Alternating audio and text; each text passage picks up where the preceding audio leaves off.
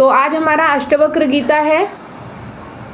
आप सभी लोग ध्यान से सुनिएगा, समझिएगा, क्योंकि अभी हम बहुत आगे निकल आए हैं। 17-18 चैप्टर हो चुका है ना। चीज़ें हमें कितनी समझ में आ रही हैं, कितना हम फोकस है, कितना हम ध्यान दे रहे हैं, ये सब चीज़ें यहाँ पे मैटर करती हैं। अगर ध्यान से नहीं देखेंगे तो जो भी मैं पढ़ा रही हूँ, जो भी आप सीख रहे हो, सब आपके दिमाग के ऊपर से चला जाएगा।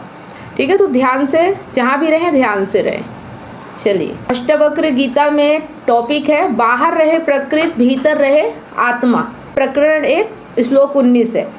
जैसे दर्पण में जो कुछ भी परिलक्षित हो रहा होता है वो वास्तव में भीतर बाहर होता दर्पण मात्र ही है, वैसे ही इंद्रियों से प्रतीत होते इस संसार के भीतर बाहर केवल परमेश्वर ही है। ठीक है, ये चीज़ अब इसको हम विस्तार से समझेंगे।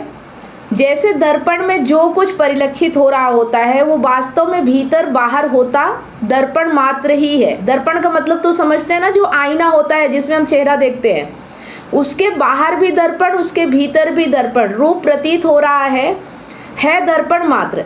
आप जब आईने में, शीशे में अपनी शक्ल देखते हैं, आपको लगता है कि सामने कुछ है, किसी की सत्ता है, किसी का यथार्थ है, पर जो है वो दर्पण मात्र है। आपको मान लीजिए अपना चेहरा दिखाई दे रहा है दर्पण में, चेहरे के बाहर जो दिख रहा है वो भी दर्पण में है, चेहरा भी दर्पण में है, और चेहरे में जो कुछ है वो भी दर्पण में है। तो है दर्पण ही, दर्पण पर प्रतीत होता है जैसे रूप है, आकार है, रंग है, जिसका एक नाम भी है, जिसका एक इतिहास भी है, जिसमें कामनाएं हैं, जिसका भविष्य है, जिसमें समय की पूरी धारा है, जिसको प्रकृति ने रच रखा है, जो बदल रहा है, जिसमें भाव है, कुछ नहीं है, ना रूप है, ना रंग है, ना आकार है, ना कर्म है, ना भाव है, ना भूत है, ना भविष्य है। दर्पण है, दर्पण है, मात्र दर्पण है। बात समझेंगे इस चीज को कि जब आप आईने के सामने खड़े होते हो, जब आईने में आपका चेहरा दिखता है तो हम क्या समझते हैं कि हमारा चेहरा आईने में दिख रहा है, लेकिन वो एक भ्रम होता है, मतलब एक प्रक्षेपण होता है। आप हो, लेकिन जो आईने में है वो प्रक्षेपण मात्र है, आपका प्रतिबिंब मात्र है। ठीक है, वो सच नहीं है, वो एक भ्रम होता है। अगर आप आईने को छू के देखेंगे तो क्या दिखेगा?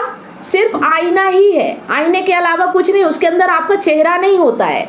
ठीक है, लेकिन हमें ऐसा लगता है कि जैसे आईने में हमारा चेहरा है, लेकिन है वो सिर्फ कांच।